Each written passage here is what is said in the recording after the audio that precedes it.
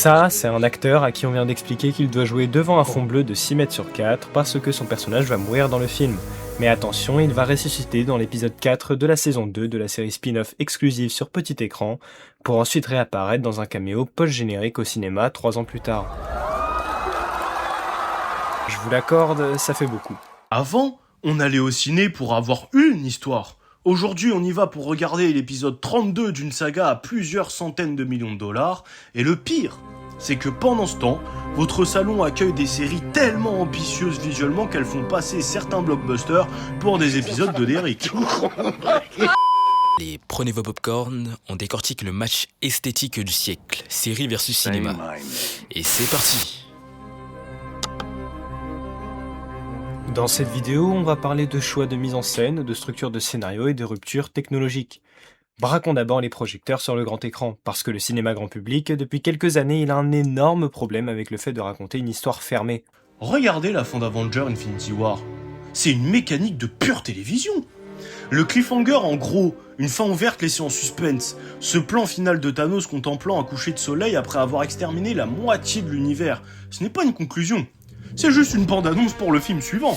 Mais attention, surtout il ne faut pas croire que Marvel a tout inventé en mode génie du mal. L'idée de franchise et de sérialité au cinéma, elle a des racines historiques qui sont en réalité bien précises. Dans les années 1930, les cinémas ils diffusaient déjà des feuilletons à petit budget et tout ça dans le but de fidéliser le public. Mais le vrai séisme, il arrive en 1977. George Lucas commet un coup de bluff légendaire en ajoutant la mention épisode 4, un nouvel espoir à Star Wars. Il n'existe aucun épisode 1, 2 ou 3 à ce moment-là. C'est la naissance des franchises. Denis Villeneuve a repris cette logique avec Dune, conçue dès l'origine comme une trilogie.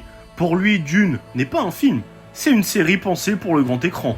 Et c'est là que l'impératif économique dicte sa loi à l'esthétique. Il faut fidéliser l'abonné, le cinéma sacrifie sa conclusion et se transforme en bande-annonce pour le chapitre suivant. Mais aujourd'hui on franchit un cap proprement absurde avec The Mandalorian en Grogu qui est sorti d'ailleurs cette semaine. La logique du classique, elle était très simple pourtant. On crée une série dérivée pour surfer sur le succès d'un film. C'est désormais l'exact inverse en fait. Les studios vous obligent à avoir consommé 3 saisons d'une série sur plateforme payante juste pour avoir le droit de comprendre le film qui sort en salle. C'est en fait la saison finale d'un programme commencé dans votre salon. Pendant que le cinéma régresse en devenant un feuilleton, la télévision, elle, a fait un énorme hold-up sur la grammaire visuelle du grand écran. Observez ce match visuel. À droite, Le Seigneur des Anneaux. À gauche, Game of Thrones. La mise en scène est calquée. Même gestion de masse de figurants. Même focale pour écraser les perspectives. Même sentiment d'un chaos total et viscéral où le spectateur perd ses repères. Mais la série va encore plus loin en hybridant ses influences. Elle a une esthétique de film de guerre ultra réaliste et surtout une dimension épique. Et le résultat, eh bien, il est là. Mais le déplacement le plus radical de cette décennie, il est purement technologique. On doit parler de stagecraft. Pour la première fois dans l'histoire du cinéma et de la télévision, une technologie visuelle de rupture n'est pas née pour un film de 2 heures. Elle a été inventée par ILM, la société de George Lucas, spécifiquement pour la série de streaming The Mandalorian. Un dôme géant d'écran LED qui projette les décors en temps réel, génère leur propre lumière interactive et remplace définitivement les fonds verts de la post-production. C'est le monde à l'envers. Ce sont désormais des films comme The Batman de Matt Reeves ou de The Fablesman de Spielberg qui viennent copier les outils des productions inventées par la télévision. Mais à force de s'échanger des choses, eh bien, les deux formats ont créé un court-circuit dangereux. Premier piège, c'est quand la série essaie d'adopter le rythme compressé ultra rapide du cinéma. C'est le syndrome de la saison 8 de Game of Thrones. Puisqu'en voulant condenser une conclusion épique dans 6 épisodes de format cinématographique centré uniquement sur le spectacle visuel, la série a sacrifié ce qui faisait sa force exclusive. On retrouve d'ailleurs ce même syndrome dans la saison 3 de Validé. La narration, elle s'emballe trop. Elle s'emballe comme la Mercedes de Brad Pitt dans F1. La compression, en fait, la compression tue la nuance. Et il y a le paradoxe ultime, le plus cruel, celui du lieu de visionnage, parce que toute cette révolution plastique se fracasse contre la réalité de nos usages. Regardez la composition clinique de ces scènes d'Andorre. Cadrage rigoureux, la lumière travaille au millimètre, tempo lent et politique. Ça ressemble fortement à du cinéma d'auteur fait pour être projeté sur un écran de 15 mètres de large,